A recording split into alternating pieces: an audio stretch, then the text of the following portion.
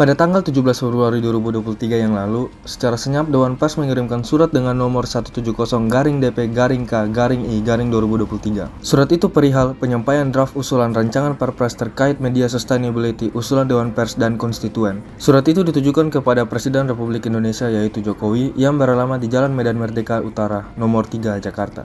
Isi suratnya itu pada intinya ada pada poin C, di mana dalam hal merespon platform digital seperti YouTube, TikTok, dan kawan-kawan yang telah mendominasi perusahaan pers yang dimana di dalamnya itu ada media-media besar di bawah Dewan Pers. Dan di poin D itu menyatakan bahwa Perpres ini dibuat untuk mencegah adanya berita-berita bohong dan hoax.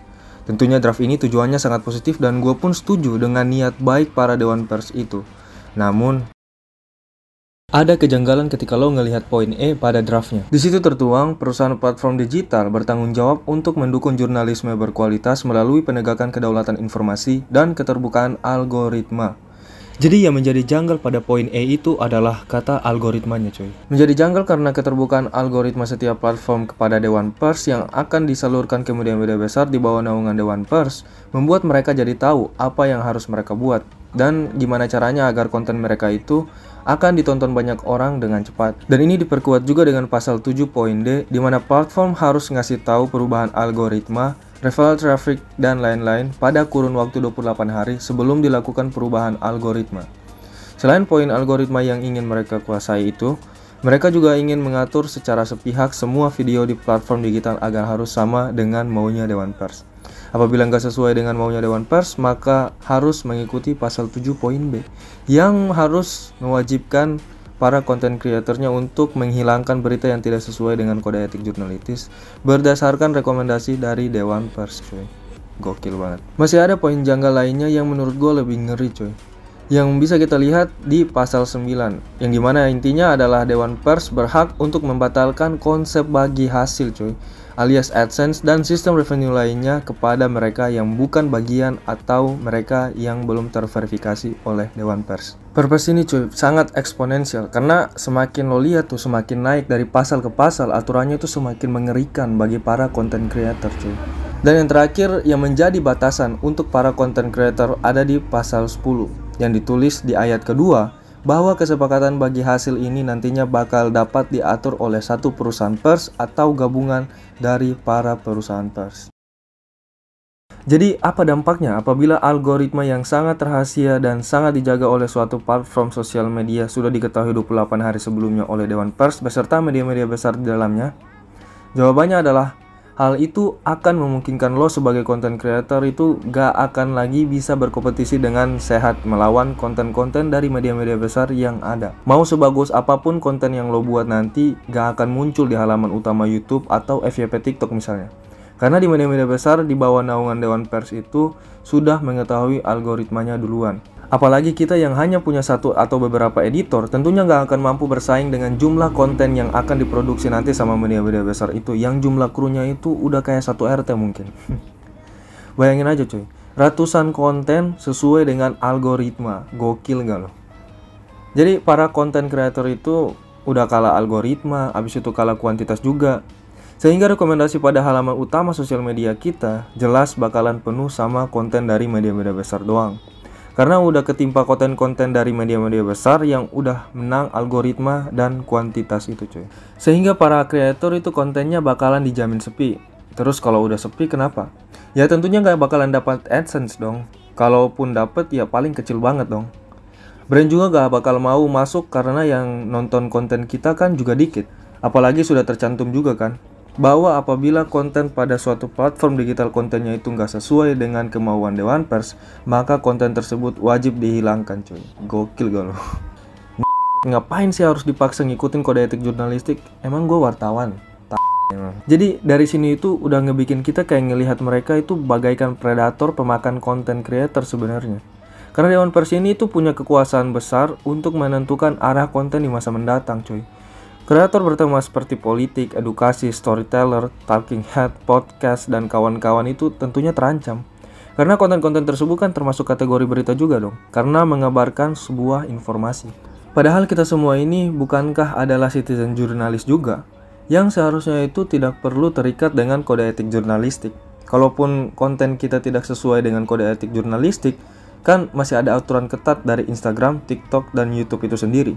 Ini banget cuy. Kita dipaksa untuk jadi wartawan karena harus ngikutin kode etik jurnalistik yang notabene-nya itu ya untuk wartawan anjir. Ya ini banget emang. Orang kita punya lisensi wartawan aja kagak, ya kagak punya. Mau ngurus itu kan ya nggak gampang cuy.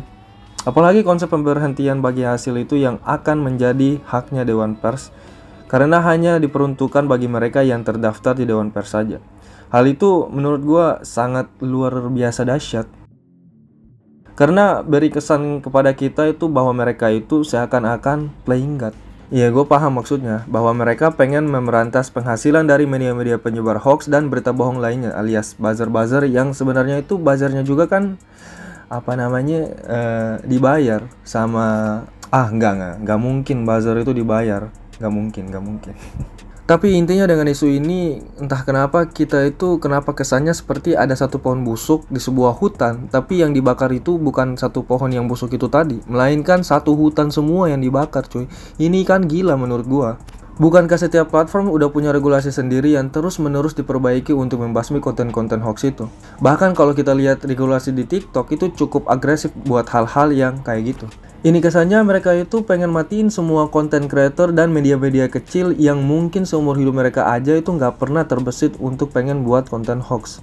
Lebih gilanya lagi, kalau konten-konten yang lo buat itu dianggap tidak etis sama Dewan Pers, maka konten lo itu hanya bisa ditemukan via kolom pencarian aja. Jadi lo udah kalah di algoritma, kalah konten yang beralgoritma yang juga udah pasti kalah jauh, bagi hasilnya pun mau dimatiin, dan konten lo itu bisa dihapus kapan saja. Apalagi kalau lo nggak masuk di Dewan Pers, maka semua konten lo gak bakalan ada peluang untuk muncul di halaman utama YouTube ataupun FYP TikTok. Apakah ini semua bukan namanya pemberedelan era modern? Gak mungkin.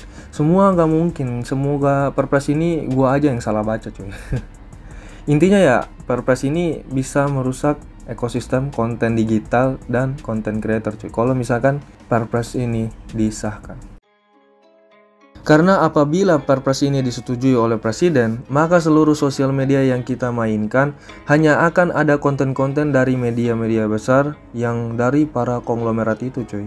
Dan akhirnya kita kayak balik lagi ke zaman Orba guys, dimana lo hanya akan bisa mendapatkan informasi yang hanya memang lagi pengen diberitakan sama pihak-pihak tertentu. Lo bayangin deh, misalnya saat mau menuju Pilpres nanti nih, lo lagi mau menimbang-nimbang nih siapa capres yang bagus buat nanti dipilih. Namun pada kenyataannya, informasi yang muncul hanyalah mayoritas dari salah satu capres saja. Bukankah itu namanya penggiringan opini? Nggak mungkin, semoga nggak mungkin. Padahal pada draft tersebut gunanya pasal 2 adalah bertujuan untuk kedaulatan informasi, keberlanjutan, keseimbangan, kesetaraan, manfaat, transparansi, dan non-diskriminasi. Itu semua gunanya apaan cuy? Karena dari tadi kan gue bahasnya itu janggal pada semua pasal-pasal yang gue jabarkan tadi. Semua pasal-pasal yang tadi gue jabarkan udah ngelanggar semua poin yang pada tujuannya itu ada pada pasal 2 di Perpres ini cuy. Bicara keberlanjutan, itu putus karena kreator atau media-media kecil gak ada yang bisa lanjut karena gak dapat AdSense kan. Bahkan viewsnya juga mungkin gak bakalan ada. Terus ngomongin keseimbangan, jelas keguncang karena mungkin kita hanya akan dapat informasi yang memang sengaja disuap ke kita. Ngomongin kesetaraan, jelas kita kalah banyak dalam segala hal dari media-media besar dan akhirnya kita nggak bisa kompetisi lagi karena kita dibikin semacam handicap yang dimana keuntungannya berdasarkan kemauan si penguasa dalam hal ini yang ada pada Perpresnya. Terus ngomongin manfaat, tentu bakalan banyak konten bermanfaat yang akan hilang karena diputus bagi hasilnya algoritmanya yang akhirnya harus mengutamakan si mereka-mereka itu. Lalu ngomongin transparansi, ya transparansinya kayak dia doang gitu. Karena algoritmanya itu kan emang gak bakalan dibuka ke siapa-siapa. Mereka bisa kalahin kita dengan gampang dengan kompetisi yang gue anggap sangat-sangat tidak sehat ini. Apabila algoritmanya itu sudah diketahui 28 hari sebelumnya. Gokil. Jadi kita sebagai konsumer pun bakalan terbatas dengan informasi yang akan kita dapat. Sehingga lama-kelamaan kita tuh nggak bisa bebas lagi untuk menemukan konten-konten yang kita suka. Dan mungkin jadi lebih sering ngelihat orang-orang aneh yang sengaja diundang ke televisi dan media besar buat jadi bahan olokan orang-orang kaya di sana. Sebenarnya apakah mempertontonkan kebodohan atau kisah perceraian itu dianggap etis sama Dewan Pers? Intinya mereka yang membuat Perpres ini sudah mengaku kalah sama content creator atau konten digital. Makanya mereka ingin pakai jalur gampang dalam melawan, yaitu dengan memakai Perpres ini lewat pemerintah. Buat akhirnya bisa dikatakan ngebredel secara tidak langsung para content creator dan media-media kecil lainnya. Harapan gue sih sebaiknya Perpres ini harus didiskusikan ulang atau harus didiskusikan lebih dalam lagi. Karena gue yakin tujuan Perpres ini sebenarnya baik. Semoga Indonesia maju terus dan tetap menjunjung tinggi demokrasi yang rasanya lagi terancam. Sekian dan terima kasih.